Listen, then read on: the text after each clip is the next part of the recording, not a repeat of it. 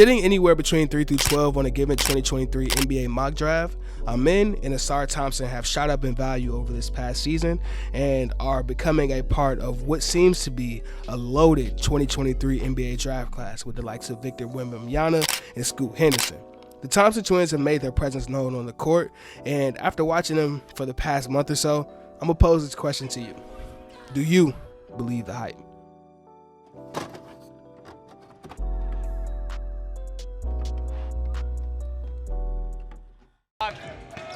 Amen! Oh my God! The first block we'll start with is Amen Thompson's athleticism.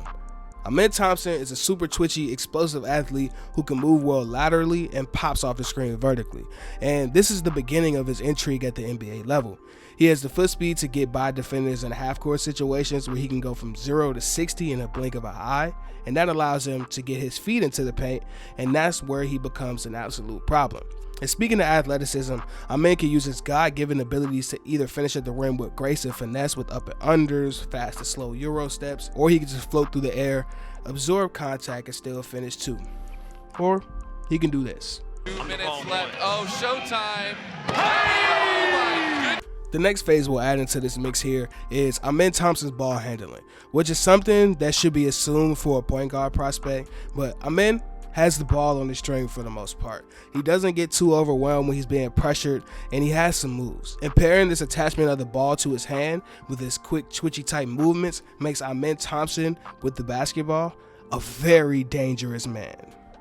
Okay, now that we've created a base, let's discuss Amen's best ability out there on the court. It's his playmaking ability. We just finished talking about his athleticism, which opens up avenues for him to get downhill and finish at the rim with great success, whether it be with grace, with Euro step or hang layups, or whether it be him absolutely booming on a defender and creating highlights. Pairing this athleticism with his handlebar, he can create a ton of space and beat defenders with his ability to heem people, and this ability draws the defense. And Amen showed that he is well and more than capable of exploiting defense. Oh my goodness, is this man a great passer? His passing bag is deep, and he has really good passes, bro. Like, really good. Getting 1 or 2 feet into the paint, drawing in a defender or multiple defenders, and firing a pass to an open shooter or even an open big that was left alone on the baseline. It's nutty, bro. Let's look at a couple of these ridiculous passes. Just shoot from there, man. Tyler Smith, high pick and roll, drive inside, kick out. Devontae. Oh my God. 4. First step. Euro. DJ Clark. Here we go. Show me something. Bang. I wonder if they like scale that up. Oh, that's such a great pass. Oh my. Amen. Cross court. That's Antes. Devontae. Man. That's his first bucket. Wow. I'm saying, like, you like that? Like, would you rather have your last name, your first name, or like your... Flipping it to the other end of the floor, Amen Thompson on defense is mighty impressive, bro. Amen moves his feet really well on the ball, and he has active hands, and he has sound defensive principles when he's guarding the ball. Amen is also a really good shot blocker as a guard as well, and he's a pest when it comes to pressure and ball handlers and constantly just poking and prodding his hand at the ball just to speed up the ball handler. But the most impressive thing to me with Amen on defense is his effort and his 1-2 on that end, right? With most top prospects and in specific point guards, most of the time, the motor isn't there when you have to guard the ball on the other end of the floor. Taking out all that aggression on these other prep school teams that are coming in here trying to beat him. Oh my. Ausar, stop. And then he just... Alright, now let's talk about Ausar Thompson for a little bit. Ausar Thompson differs from his brother a bit in the sense that Ausar's game offensively is a bit more geared to putting the ball in the hole and being an off-ball threat to break down defenses, right? Let me show you a couple excerpts of what I'm talking about. Hey, just a reminder, we got 8-minute quarters up in the They autographed. Yeah, they signed it. They signed it, and it's on card. It's not like, because usually there's like a. Give me that. Oh, where you going? Oh, they did. Hey! We're gonna show them how to turn up. Oh yeah, that's all. Oh, this late in the fourth quarter, but you gotta be petty. attention. Not only does Ausar make plays coming off of screens and make plays off the ball, when he does get the ball in his hands to create and initiate offense, he is damn good in that facet of the game too.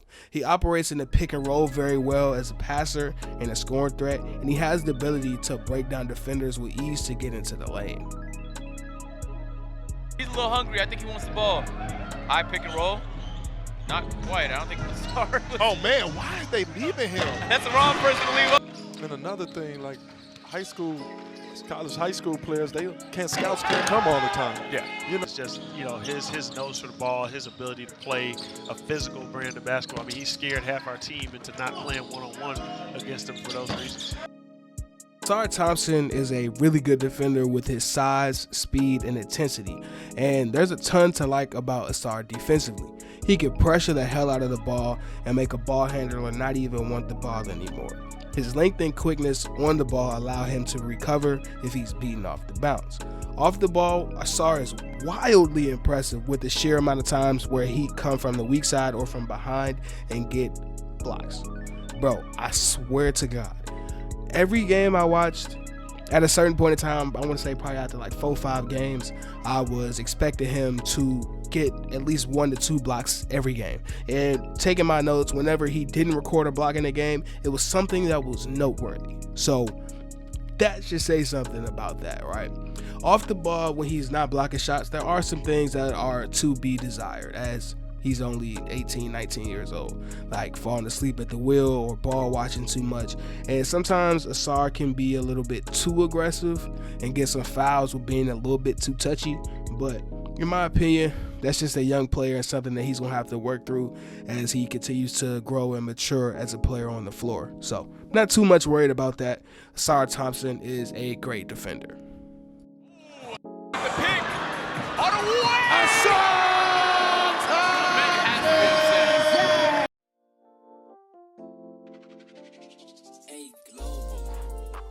Both Amin and Ausar Thompson struggle with shooting the basketball, but there's a bit of a difference between the two. Ausar, in contrast to Amin, in my eyes, has the better potential as a shooter, mostly because of his shooting form, right? It's a little bit more of a traditional shot than Amin's shot. He has a high arc and the ball is less flat coming off his hands. Also, Amin, with the team that he was on with OTE, experienced more time off the ball, right? Which means more opportunities to do catch and shoots, coming off of screens, and being able to get clean looks trying to shoot the ball and getting more reps. Even though the percentages weren't good, you know what I'm saying, from the free throw line or from the field, I believe that within time, Ausar will become a respectable shooter. Amin and Ausar Thompson are top prospects in the 2023 NBA draft, and this comes with good reason though, bro.